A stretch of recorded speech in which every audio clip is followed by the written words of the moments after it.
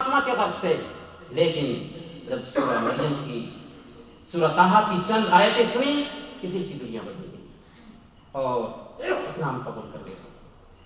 حبشہ کا بادشاہ اسحمہ، اس کے سامنے میں جب سورہ مریم کی چند آیتیں پڑھی جاتی ہیں تو اس کے دل کی دنیا بدل جاتی ہے اور پروان اسلام میں شامل ہو جاتا ہے۔ وہ یمن سے آنے والا طفیل بن عمرو الدوسی، جو قبیلہ دوس کا سردار تھا، جب مکہ آتا ہے تو کفار مکہ نے اس قدر پیارے نبی کے خلاف میں اس کے کان کو بھرا کہ اس نے اپنے کان میں روئی ٹھونس لی تھی تاکہ محمد کی بات کان تک نہ پہنچ پائے۔ لیکن جب خانہ کعبہ میں آیا، اس نے سوچا تو میں تو عقل مند ہوں، میں تو اپنے قوم کا سردار ہوں، میں تو حق اور باطل میں تمیز کر سکتا ہوں۔ چنانچہ اس نے ہلکی سی روئی کھسکائی، پیارے نبی کی تلاوت اس کے کان تک پہنچی۔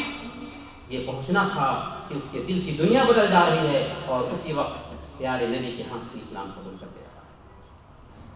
تو یہ واقعی قرآن کے اندر وہ صلاحیت ہے کہ قرآن نے انقلاب پیدا کیا۔ چنانچہ وہ بدو، وہ اجڑ اور گنواہ قوم جنہوں نے جب قرآن کو اپنایا تو تہذیب اور سلیقہ کے علم بردار بن گئے، اور ایسے لوگ جو ڈاکو اور رہزن تھے جب قرآن کو اپنایا تو انسانیت کے محافظ بن گئے۔ لیکن افسوس کہ یہی قرآن جب ہماری زندگی سے اٹھا تو ہمارا زوال مقدر ہو گیا۔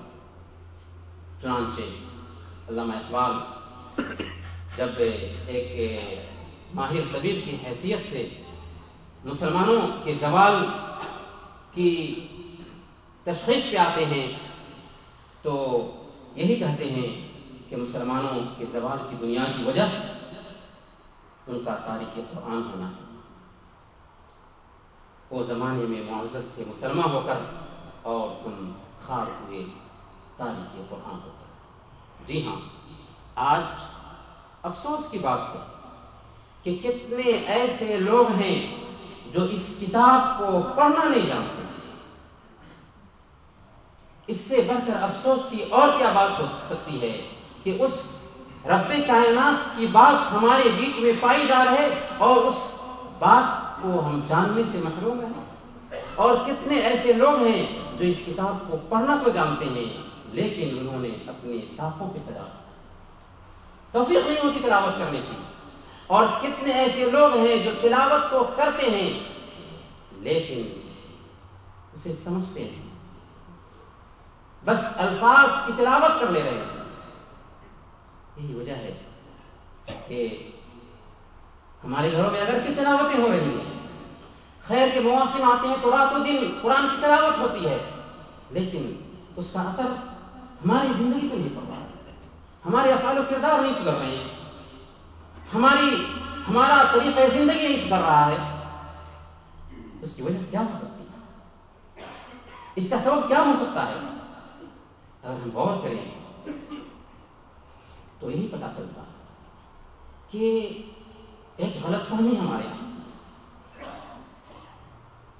غلط فہمی یہ آئی کہ ہم نے یہ سمجھنا شروع کر دیا کہ قرآن کریم کے الفاظ کو پڑھ لینا، قرآن کریم کے الفاظ کو پڑھ لینا ہی ہمارے لیے کافی ہے، اور ہمارا ذہن اس اجر و ثواب کے اوپر مرکوز ہو کر آ گیا جو اللہ کے نبی صلی اللہ علیہ وسلم نے اپنی حدیث میں بیان فرمائی ہے کہ من قرأ القرآن فلہ بہ حسنہ، کہ جس نے قرآن کریم کی تلاوت کی اسے ایک نیکی ملتی ہے اور ایک نیکی 10 نیکی کے برابر ہے۔ لا اقول الف لام میم حرف بل الف حرف ولام حرف ومیم حرف، میں یہ نہیں کہتا کہ الف لام میم ایک حرف ہے، بلکہ الف ایک حرف ہے، لام ایک حرف ہے اور میم ایک حرف ہے۔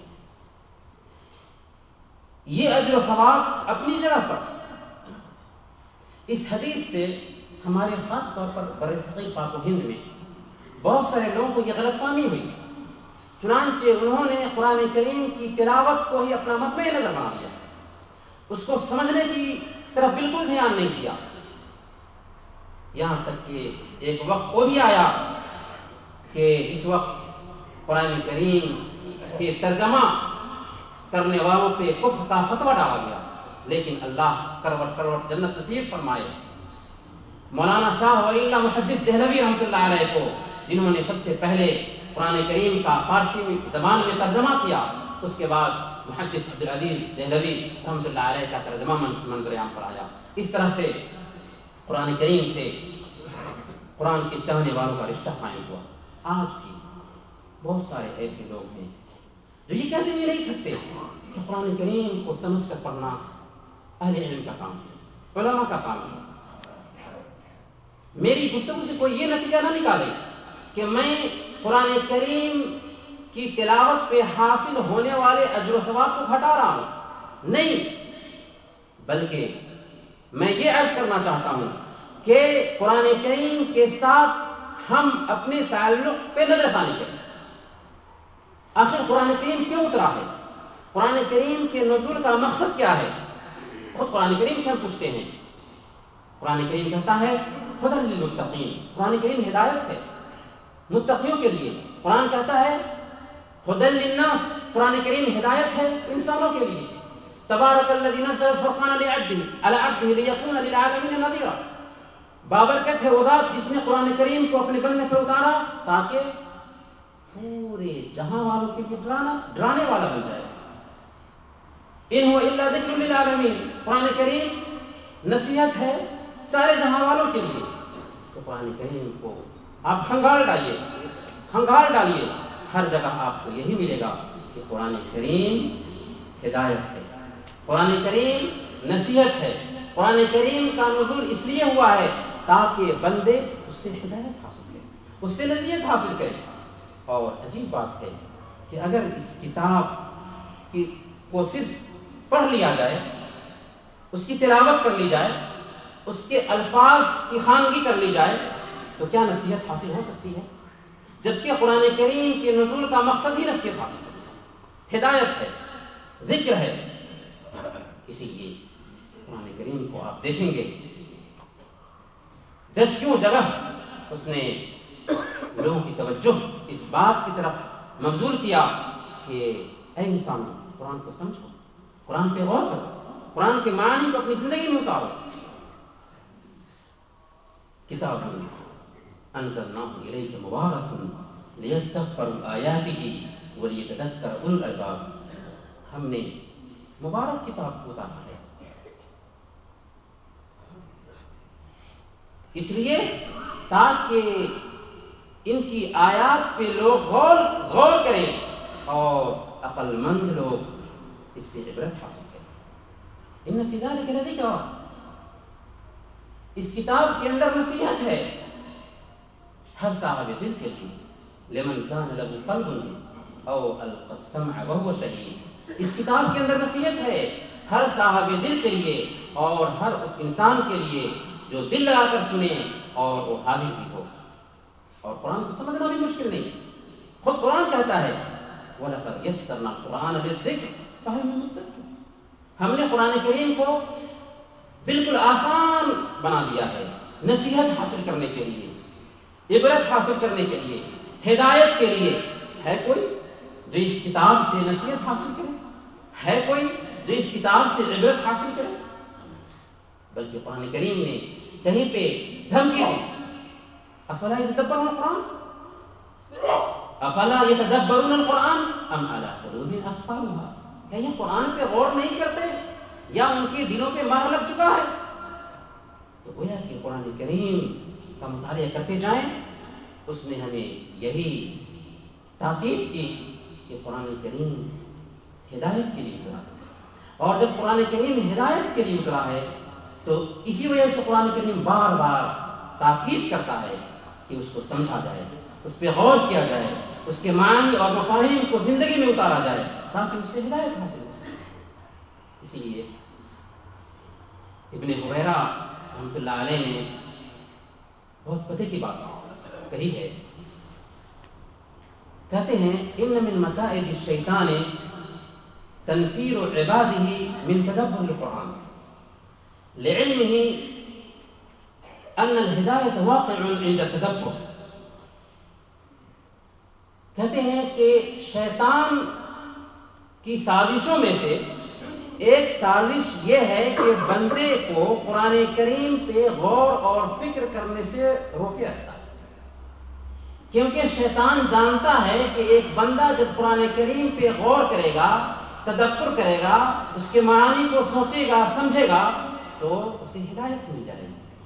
اور شیطان کی یہی پلاننگ ہے کہ بندے کو ہدایت نہ مل سکے، لہذا اس کی کوشش ہوتی ہے کہ ایک انسان قرآن کریم کے مفہوم کو نہ سمجھے. اور قرآن کریم یہ ایسی کتاب ہے جو ہدایت دیتی ہے. یہ ایسی کتاب ہے کہ اجڑ اور گنوار قوم کو جب تہذیب و شائستگی عطا کر سکتی ہے، تو ہم اور آپ کیا بدل نہیں سکتے؟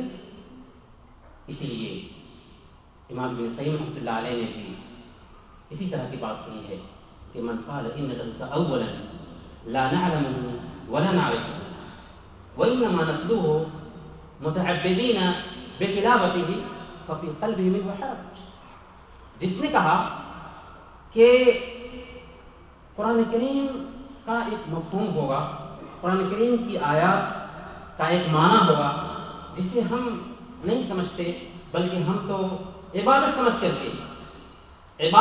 کر کے اس کتاب کی تلاوت کر لیتے ہیں. اس کا مفہوم کیا ہو سکتا ہے، اس کا معنی کیا ہو سکتا ہے، اس سے ہم تعرض نہیں رکھتے. ففی قلبہ منہ حرج. تو قرآن کریم کے تئیں اس کے دل میں ہلکی سی کچھ آمیزش ایسی پائی جا رہی ہے جس کو ہم کہہ سکیں کہ وہ اپنے دل میں قرآن کے تعلق سے تنگی رکھتا ہے. جی ہاں، قرآن کریم جب ہدایت ہے، قرآن کریم سے آدمی ہدایت حاصل کر سکتا ہے، تو ہدایت اسی وقت حاصل ہوگی جب کہ اس پہ غور کیا جائے، اس کے معنی و مفاہیم کو سمجھا جائے، اس کے معنی کو زندگی میں اتارا جائے. چنانچہ جب ہم تاریخی حیثیت سے بھی غور کرتے ہیں تو پتہ چلتا ہے